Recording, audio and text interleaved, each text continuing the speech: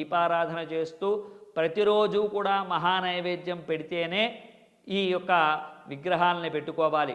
విగ్రహాలు పెట్టేటువంటి వాళ్ళు ప్రతిరోజు దీపారాధన చెయ్యాలి.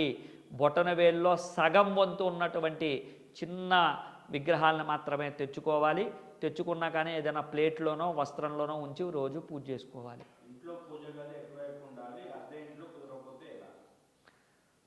ఇంట్లో పూజ రూమ్ ఎక్కడ ఉండాలి అంటే సాధారణంగా తూర్పులో ఉండాలి.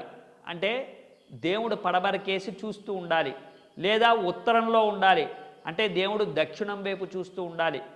దక్షిణ ముఖంగాను లేదా పడమర ముఖంగాను దేవుణ్ణి ఉంచి పూజ చేయాలి.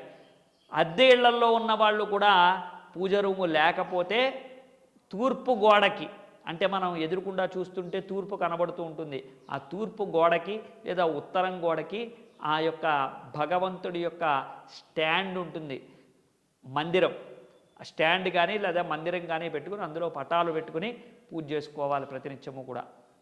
తక్షశిల మీడియా ఛానల్ని సబ్స్క్రైబ్ చేయండి, లైక్ చేయండి, షేర్ చేయండి.